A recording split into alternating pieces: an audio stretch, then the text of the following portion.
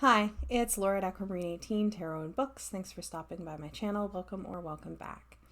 In this video, I am making a VR to a tag by Amy at Strength Reversed, which I think is really fun and I hope that more folks participate in. And Amy's tag is the Tarot Anti-Bucket List. So, unlike the bucket list, which is probably more familiar for folks, the anti-bucket list is about goals that we do not have. Things that we don't aspire to when it comes to tarot, or perhaps divination in general, but the tag is Tarot Anti-Bucket List. I will link Amy's original video below. I'm also in the description box going to put my anti-bucket list so that I can timestamp. I can ramble. So if you don't want to see the spoiler of what's on my list, then don't look in the description box until the end. So without further ado, Tarot Anti-Bucket List, goals that I don't have. And I've tried to be original here. I do share some of Amy's anti-bucket list goals as well, or anti-goals as well, but I've tried to come up with my own. So, number 1, I don't aspire to read tarot as my profession. I grew up knowing that members of my extended family were diviners as their profession. Not tarot readers specifically, but playing card readers.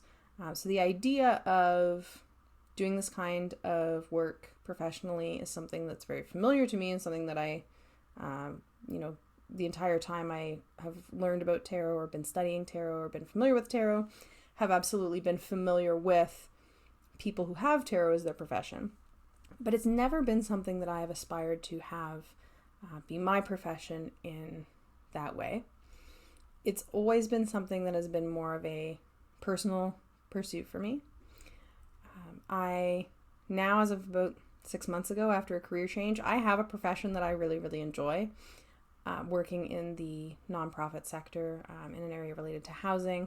I don't aspire to make anything else my profession than that. It's full-time and it's permanent. And so now there's that added factor of not being looking for a profession at all. I certainly am a client of folks who read tarot as their profession, but I don't aspire to it being mine. Number 2, I don't aspire to read tarot as a side hustle either. I have absolutely read for others. I enjoy reading for others. I enjoy reading for friends. And I have occasionally, not super often, but certainly sometimes, I have accepted money for tarot readings, but I don't aspire to running any kind of tarot business. So even not as a profession, even setting up a Etsy shop with readings and just doing them occasionally, for example, I don't have any plans of that. I feel like in the shit show that is neoliberal capitalism, there are a lot of pressures to monetize any kind of pastime that is monetizable, and some of that is financial pressures and some of that I think is other kinds of pressures. But I don't want all of the pastimes that I enjoy to become things that I do for part of or the majority of my living. I want to resist those pressures that activities, that are worth doing should be something that have some sort of economic return. I don't want that. Now, if a friend asked me if they could buy a reading from me, would I do that? Sure. If a friend asked me if they could pay and I could do readings at a party or a public event for them, would I do that? Absolutely. I would absolutely do that. I would love to do that. But I have no goal or desire to market myself in any kind of a way as a tarot reader or otherwise, frankly, or to do any of that kind of running a business aspect that comes in, whether it's your full-time job or a part-time. So I don't aspire to read tarot as a part-time job or a full-time job. Number 3, I don't aspire to learn anything about the Thoth system. I have never been interested. I do have a couple of decks that draw on this system, like the Urban Tarot, for example, has those keywords on it and certainly has some of that influence for sure. I've never owned the Thoth deck. It has never called to me. I have never had any interest in it.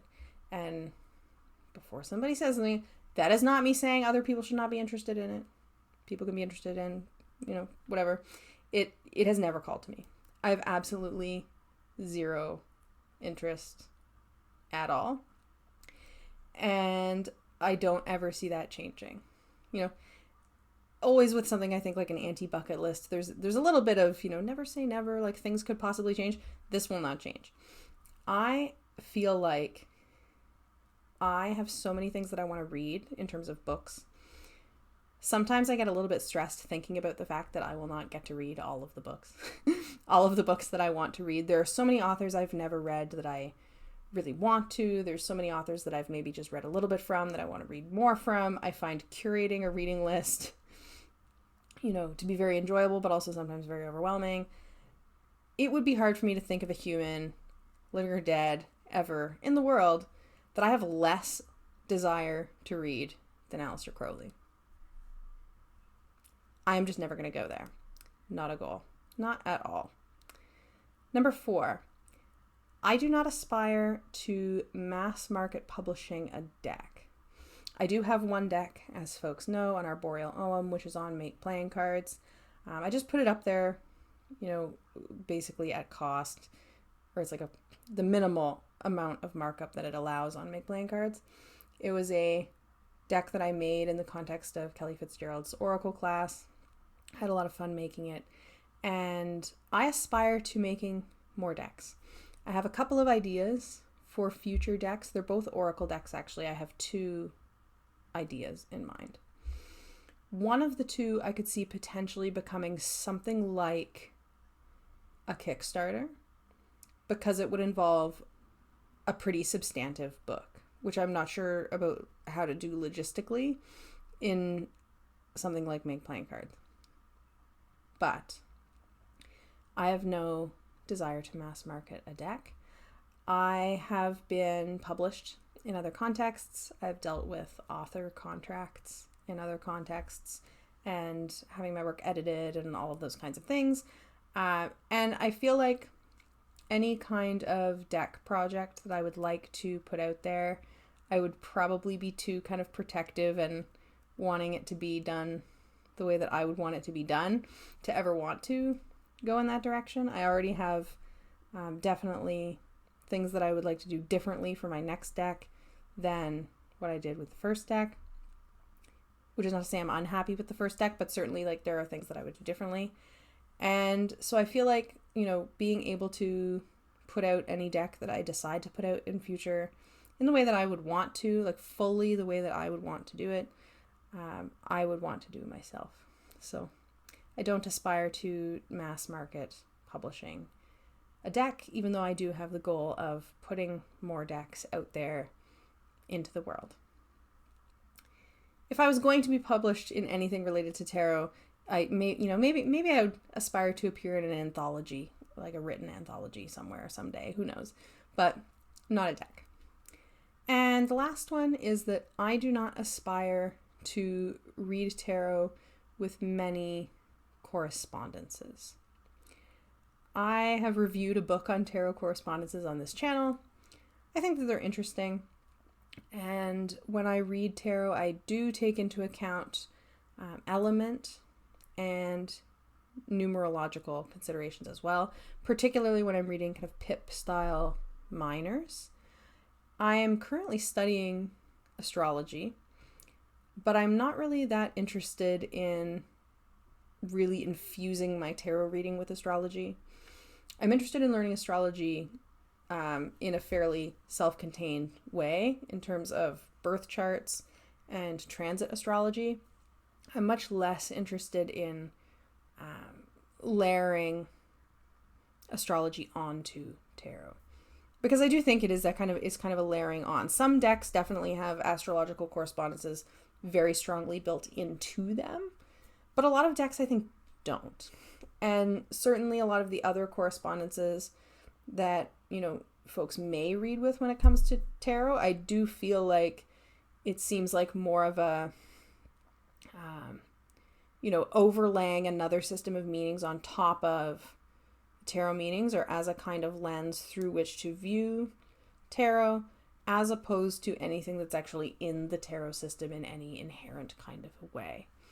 So I have never felt particularly drawn to learning a lot of different systems of correspondences, or to reading in a way that incorporates many, many different correspondences. I just don't really read that way. And again, that's nothing prescriptive. That's not me saying that people should or shouldn't read in any particular way. In terms of my approach to learning to read tarot, learning to read a new deck, or anything like that, a lot of correspondences has just never been a route that I've been particularly interested in going. So that is my anti-bucket list. I really hope to hear about more people's anti-bucket lists, and I will see you again soon. Thank you to Amy for starting this fun tag, and I wish everyone a good day. Bye.